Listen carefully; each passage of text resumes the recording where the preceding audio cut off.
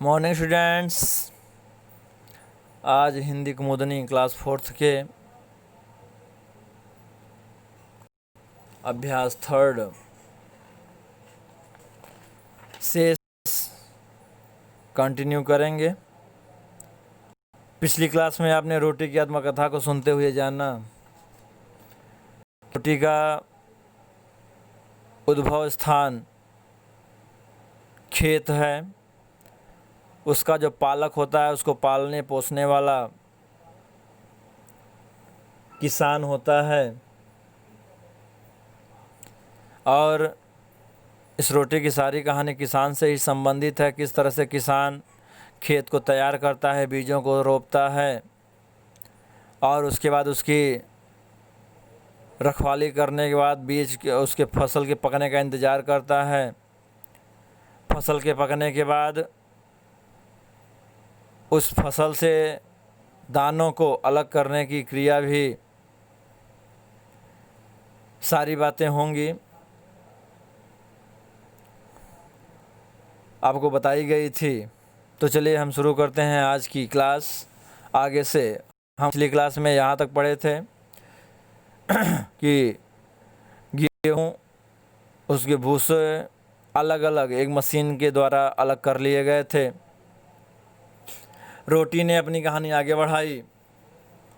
रोटी अपनी कहानी आगे बढ़ाते हुए कहती है कि किसान ने गेहूं के ढेर को बोरियों में भरकर बैलगाड़ी पर लादा और गेहूं शहर में लाकर बेच दिया। वह बताती है कि जब गट्ठर के बाद सफैया हुई, माने भूसे को अलग गेहूं को अलग कर दिया गया, तो मैं बहुत ही खुश थी अपना उस स्वरूप को देख करके, उस नए रूप को देख करके।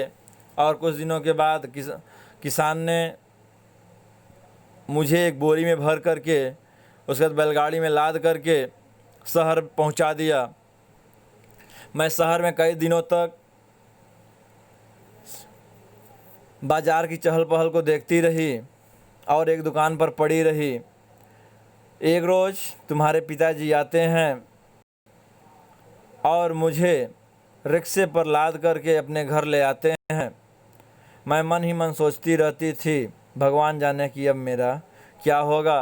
पहले से ही मैंने इतने सारे कष्ट सहे हैं, पता नहीं अब कौन सी कष्ट की बारी आन पड़ी है।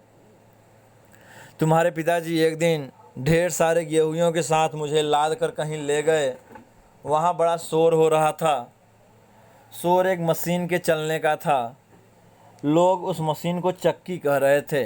कहें तुम्हारे पिताजी एक दिन ढेर सारे गेहूँों के साथ मुझे भी क्या किए, लाद कर कहीं ले गए। वह नहीं जानती थी कि कहाँ ले गए हैं मुझे, लेकिन बताई कि वहाँ बहुत शोर हो रहा था। और वह शोर एक मशीन का था जिसे लोग चक्की भी बीच बीच में कह के बुलाते थे। मुझे वहाँ सचमुच बड़ा डर लगा। थोड़ी देर बाद एक आदमी ने तुम्हारे पिताजी के लाए हुए गेहूँ उठाकर चक्की में डाल दिए। मैं बड़ी मुसीबत में फंस गई। बाप रे, ऊपर पत्थर का भारी पाट, नीचे भी पत्थर का भारी पाट। इनके बीच में फंसकर मेरे अंग टूट गए। मुझे बुरी तरह कुछ किया गया। एक बार नहीं, बार बार। कितना कष्ट हुआ मुझे मैं कह नहीं सकती। वह गेहूँ बताती है कि मुझे उस चक्की पर ले गए तो मुझे बहुत डर लगा।